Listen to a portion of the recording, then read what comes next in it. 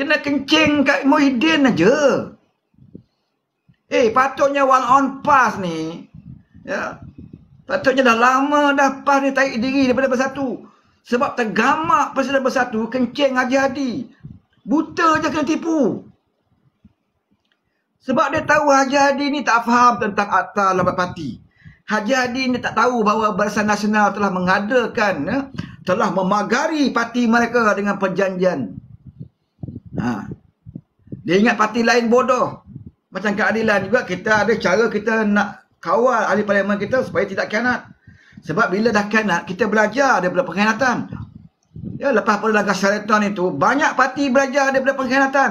Termasuk Barisan Nasional. Barisan Nasional dia tahu Akta Lambat Parti di parlimen itu longgar sebenarnya. Masih longgar lagi. Masih lagi orang boleh keluar dan orang boleh lari Akta Lambat Parti ini di parlimen. Sebab itu Barisan Nasional meminda perlembagaan dia, Barisan Nasional mengadakan perjanjian dia sesama ahli parlimen. Ada perjanjian yang ditandatangani. Ya, perjanjian SD yang ditandatangani di antara parti dengan calon mereka yang bertanding. Semua sign tantangan ini. Bersetuju. Jadi perjanjian parti inilah sebenarnya akhirnya yang menggagalkan Muhyiddin nak curi 10 orang ini. Apakah perjanjian itu membantu Barisan Nasional? Ya, membantu. Sebab itu sampai sekarang Barisan Nasional punya ahli parlimen tidak berani nak menyatakan sokongan kepada Dencirit. Walaupun ada di kalangan mereka pro kepada Muhyiddin. Contohnya macam Hishamuddin, Wika Siong, Ismail Sabri Bra.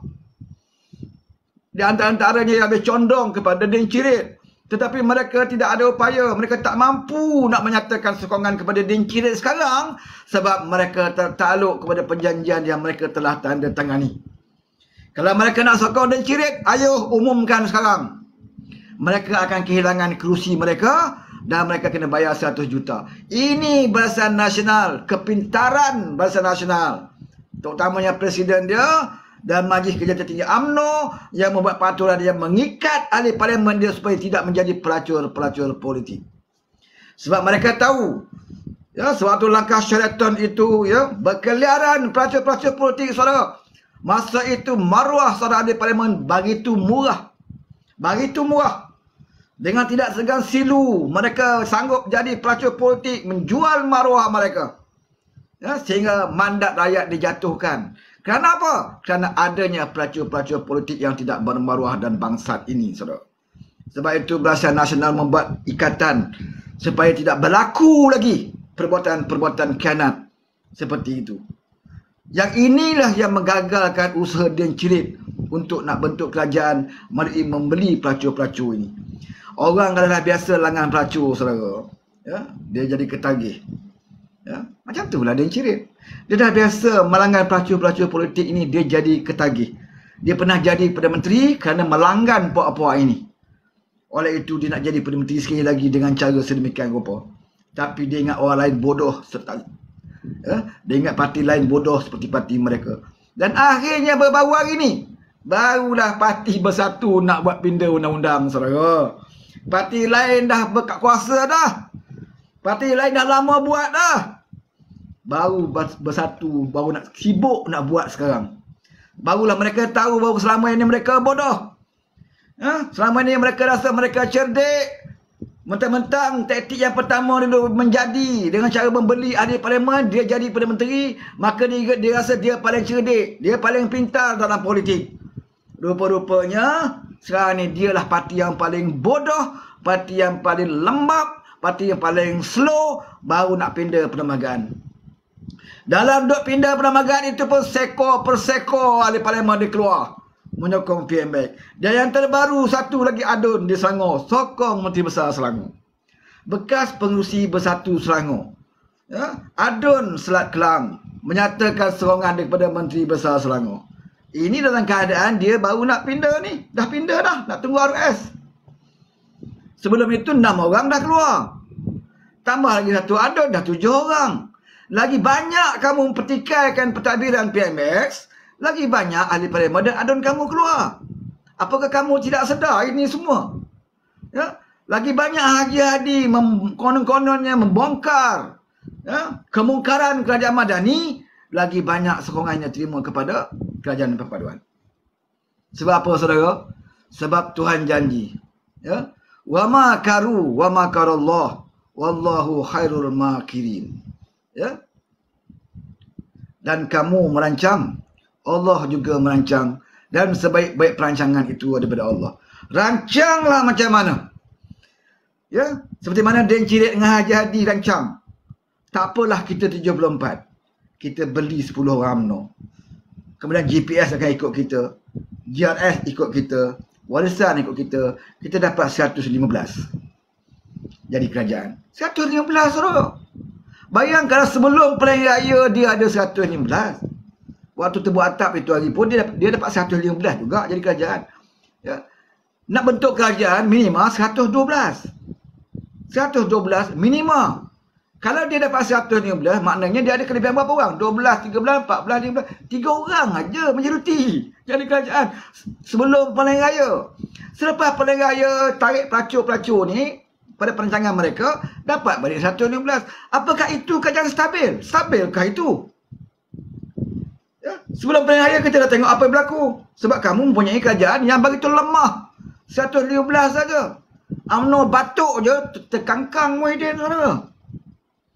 Sebab kamu ada sokongan yang tipis. Bila tipis, orang boleh ugut kamu. Sebab itu Muhyiddin jatuh terkangkang. UMNO batuk je masa tu. Mana ada undi percaya ke tak percaya kat parlimen, tak berlaku. Waktu Muhyiddin jadi Perdana Menteri, tak berlaku pun undi percaya kat parlimen. Tak ada pernah awak UMNO pergi hantar SD kat Agong, tak ada. Muhyiddin terbersin je, batuk macam tu je depan PC pembuatawan. Kami di sini menarik sokongan kepada Muhyiddin Yassin dalam PC. Terkangkang Muhyiddin. Terkangkang Muhyiddin saudara. Apakah dia hebat? Ya? Apakah dia hebat? Tengok bagaimana gentleman tak gentlemannya Anwar Ibrahim. Ya? Bagaimana gentleman tak gentlemannya Anwar Ibrahim. Kamu tak perlu kumpul SD. Kamu tak perlu nak buat PC. Ya? Kamu tak perlu buat SD. Kamu tak perlu buat PC. Kamu tak perlu apa-apalah. Biar saya sendiri yang bawa usul dalam parlimen. Undi percaya kepada saya.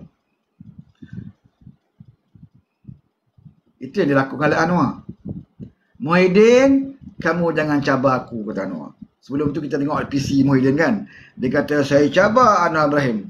Kalau betul dia ada sokongan, buktikan di parlimen. Rakyat nak tahu, betul ke kamu ada sokongan? Rakyat nak tahu. Sebab yang saya tahu, saya ada 115 orang, kata Muhyiddin. Ni, dia tunjuk dokumen dekat wartawan. Saya ada 115. Dia kata, kebebasan media di zaman PMB ini terlalu teruk berbanding dengan zaman dia. Ini disebut. Dia kata ada ahli parlimen yang bercakap tentang kejatuhan nilai ringgit telah dibuang oleh TikTok. Telah di-delete oleh TikTok. Aku kata apa hujah kau itu sebagai hujah nak nandakan kebebasan media? Kalau nak kirakan di-delete oleh TikTok, aku ni dah berapa kali dah, aku bukan menteri pun. Orang biasa je. Berapa banyak dah akaun aku kena benam. Berapa ramai lagi kandungan-kandungan kita yang telah pun dibenam oleh TikTok. Dan berapa banyak lagi fitnah-fitnah mereka masih ada di TikTok. Ya? Yang fitnah-fitnah yang berlegar sekarang ini. Ya, masih ada dalam TikTok. Mana TikTok masih lagi benarkan. Dan kita ada juga yang telah di-delete. Maknanya bukanlah kamu saja yang kena, kami pun kena. Bahkan kamu nampaknya lebih bebas. Banyak lagi TikTok kandungan konten kamu yang fitnah-fitnah berluar-luasa sekarang ini. Masih okey. Tak kena buang pun. Oleh kerana satu menteri yang memberikan satu ulasan tentang nilai ringgit dan dia di-delete, kamu nak kata dah tak adil? Saya nak beritahu Dan Cirit lah. Semenjak 1 tahun lebih kerajaan Malaysia Madani ni jadi kerajaan, tak ada satu surat khabar pun ditarik permit. Walaupun kita tahu ada surat khabar sekarang ni yang nak buat berita-berita yang mengelirukan. Letak tajuk pun, tajuk nak mengelirukan rakyat. Tajuk yang tidak menyebelahi, berita yang tidak menyebelahi kerajaan. Tetapi tidak ada akhbar yang ditarik permitnya oleh kerajaan Malaysia. Kerajaan Malaysia Madani. Kalau zaman Mahathir dulu, sorry lah. Ya, so khabar saya nak bagi tahu media-media ni, media pencetak ni. Sorry lah kalau berani buat zaman Mahathir dulu. Kamu akan ditarik permit, silap, dia ambil tindakan lagi. Tak silap ISA lagi. Saudara boleh ingat waktu zaman Mahathir jadi kerajaan dulu, ya, nak jual akhbar harakah ni, waktu kita dalam Pakatan Rakyat, kita pembaca surat khabar harakah. Nak dapat surat khabar harakah dengan suara keadaan daily ni macam nak beli ganja, saudara. Pergi ke kedai sorok-sorok. Ni zaman Mahathir ni. Yang jadi kawan kepada PN ni, penasihat kepada Parti Lebai ni, zaman dia jadi menteri, nak beli surat khabar harakah tu, nak beli surat khabar suara keadilan waktu itu, macam nak beli ganja. Sorok-sorok. Dan banyak operasi-operasi daripada Kementerian Dalam Negeri yang merampas surat khabar harakah, suara keadilan. Ada tak berlaku sepanjang 1 tahun lebih kerajaan Malaysia Madani? Harakah jual berleluasa, saudara. Ya. Punya banyak harakah dicetak, bebas sampai nak bayar hutang harakah pun tak terbayar lah sekarang. Punya banyaknya harakah dicetak, sampai kilang cetak harakah tu nak tuntut hutang pun tak bayar. Banyak. Terlalu banyaknya mereka mencetak surat khabar. Tak diganggu oleh kerajaan kita. TikTok terpulang pada TikTok lah. Kalau kita tak puas hati, kita report. Saya sendiri tak puas hati. Bila saya akaun saya kena ban, saya buat rayuan. Ya? Ada masanya rayuan diterima, ada masa rayuan ditolak. Dan ada masa akaun dibenamkan terus. Saya dah kena. Apakah saya pembangkang? Tidak. Tapi saya kena. Bermakna jangan salahkan kerajaan. TikTok ni bukan syarikat kerajaan kontrol. Ya? Seperti mana YB Fahmi sebut dalam parlimen, kita tidak boleh nak kawal dalam TikTok. Ya, tak boleh nak kawal. TikTok dia tak terikut dengan arahan kerajaan. Sebab tu ada sebuah kerajaan, bila nak tegur TikTok tak mau dengar langsung, dia terus haramkan TikTok dalam negara dia. Ada kerajaan macam itu. Tapi kita tak sampai ke tahap itu. Ha? Kita cuma kata, kalau kita tak puas hati, buat rayuan. Itu je. Buat rayuan. Kerajaan tak nak haramkan TikTok, pasal kita tahu TikTok ni digunakan juga oleh rakyat untuk berniaga online dan sebagainya. Dijadikan sebagai urusan perniagaan melalui TikTok. Sebab itu kerajaan kata, kita tidaklah sampai ke peringkat nak mengharamkan TikTok. Tapi janganlah kamu kena, 1-2 orang kena, kamu kata, oh kerajaan arahkan TikTok. Kalau kerajaan arahkan TikTok, saya tak kena lah ban. Akaun saya dah ramai, akaun rakan-rakan saya yang juga turut kena gantung dan juga disekat. Ya. Tapi zaman Dan Cirit tahun 2021, saya nak bagi tahu, nak ingatkan balik Dan Cirit, kamu lebih zalim. Kamu tarik permit daripada Al Jazeera. Kamu masih ingat tak? Di zaman kamu. Kamu ambil tindakan menggunakan kuasa kamu. KDN. Apabila kamu tidak membenarkan permit Al Jazeera, apabila Al Jazeera melaporkan tentang masalah mangsa-mangsa COVID yang terbiar di zaman kamu.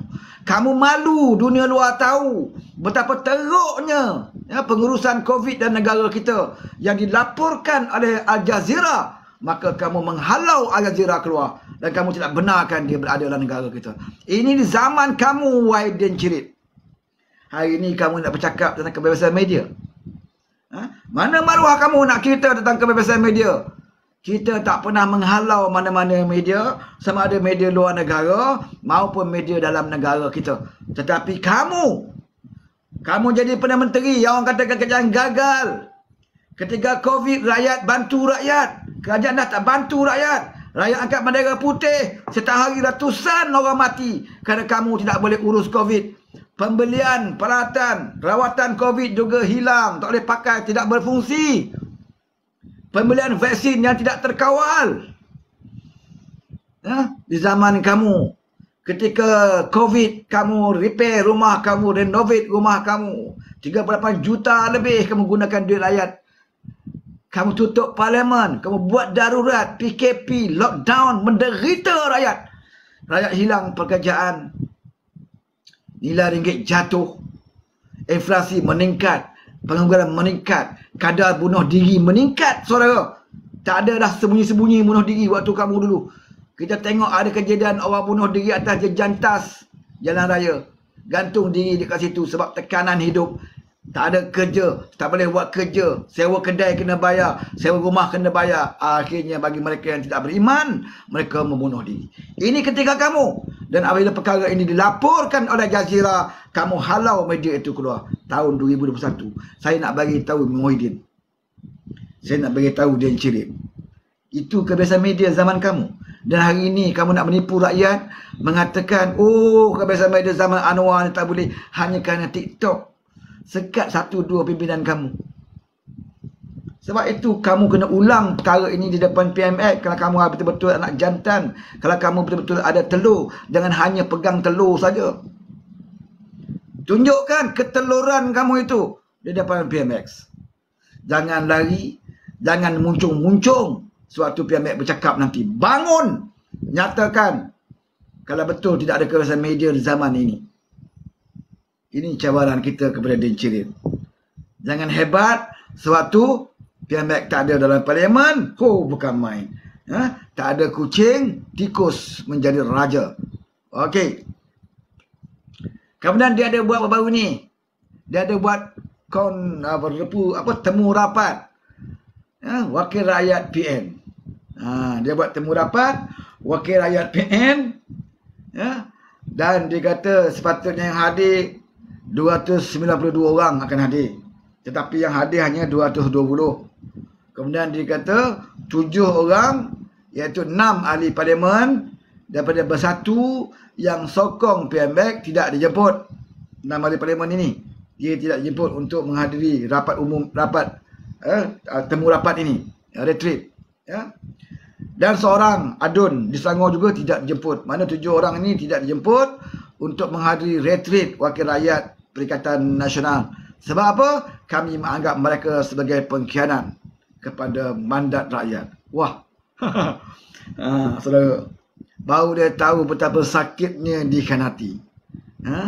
Itulah pembalasan, kifarah yang Allah berikan kepada kamu, wahai Din Cirit. Apa bezanya pengkhianatan dia yang 7 orang ni yang kamu kata pengkhianat dengan pengkhianatan kamu kepada Perikatan Harapan? Apa beza dia? Bezanya kamu lebih besar dosa kamu. Sebab kamu khianat sehingga menjatuhkan kerajaan.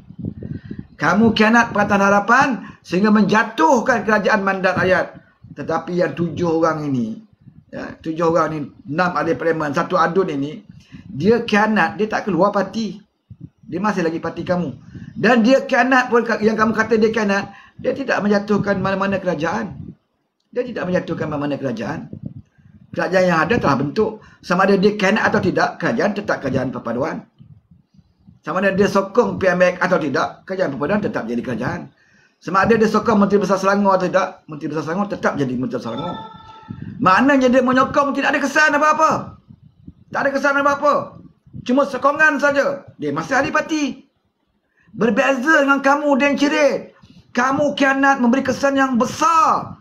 Pengkhianatan kamu kepada Perikatan Harapan hingga menjatuhkan kerajaan yang diberi mandat oleh rakyat pada PRU14. Kamu lagi teruk. Kalau pengkhianat 7 orang ni kamu kata teruk dan bansat, kamu lebih celaka, wahai Muhyiddin. Ini saya nak bagi tahu. Nak bagi tahu. Ini Tuhan balas. Baru kamu tahu macam mana derita sakitnya hati apabila kita dikhianati. Bagitulah rakyat. Apabila kamu khianat Perikatan Harapan, betapa sakitnya hati kita, saudara. Kamu hilang baru 7 orang. Dan tidak memberi kesan apa-apa pun. Tak beri kesan pada Anwar pun. Kalau 7 ahli parlimen ni tak sokong Anwar, Anwar masih lagi membentuk kerajaan. Dia masih lagi Perdana Menteri. Majoriti dia bukan 119. 148, 47, 48. Jauh berbeza daripada kamu, Muhyiddin dulu. Kamu 117 je jadi Perdana Menteri. Anwar 140 lebih. Dia jadi Perdana Menteri. Tak sokong oleh 6 orang ni, parlimen, dia masih Perdana Menteri. Tak timbul isu nak kena rasuah, kena beli. Tak timbul. Tak payah beli. Buat apa nak buang duit? Anwar sendiri pun jadi Perdana Menteri tak ada gaji. Buang masa dia nak bayar duit kepada 6 ahli parlimen ini. Kalau tak beli pun dia tetap jadi Perdana Menteri. Jadi apa guna nak beli? Tapi kamu dulu, kamu terpaksa buat. Kamu terpaksa beli. Kamu terpaksa tarik ahli-ahli parlimen daripada UMNO supaya masuk parti kamu. Supaya kamu nak dapatkan sokongan. Kamulah baruanya dulu. Kamu pergi curi ahli-ahli Parlimen UMNO, masuk bersatu dengan cara mengugut mereka dengan election income tax, mengugut mereka dengan SPRM, dan ramai ahli Parlimen UMNO yang akhirnya tak tahan dengan tekanan, akhirnya mereka masuk parti bersatu. Kamu yang lakukan perkara itu, kamu ingat orang lain buat seperti kamu buat. Silap besar kamu, Wahidin Cirit. Ya? Tak semua orang tak ada maruah seperti kamu. Ya? Hari ini kamu nak bercerita tentang 7 orang inilah pengkhianat. Kami tidak boleh terima pengkhianat. Bercakap bukan main. Kamu tak boleh terima pengkhianat. Darah pengkhianat mengalir dalam daging kamu. Kamu nak cerita kamu tidak boleh terima pengkhianat. Darah pengkhianatan masih mengalir dalam daging kamu itu. Saya nak beritahu kepada ahli bersatu. Ya. Ini yang berlaku ini adalah Allah telah susun dan telah atur bahawa orang yang khianat akhirnya akan dikhianati, dan ini dibuktikan. Sekarang baru kamu tahu rasa sakit. Ya? Baru sekarang kamu nak tegeh-hegeh nak pindah perlembagaan. Kamu dah pindah perlembagaan dalam mesyuarat khas baru ini, dan kamu kata, oh ini nanti Menteri Dalam Negeri akan capur tangan. Dah semestinya pindahan kami tidak akan diluluskan sebab Menteri Dalam Negeri pasti akan capur tangan. Semalam Saifuddin Nasution, Menteri KDN jawab. Ya? Menjawab, dia kata apa? Kamu pernah buat benda ini. Kamu jangan ingat kami buat seperti kamu buat. Kamu silap, wahai Muhyiddin. Ini jawapan Saifuddin Nasution.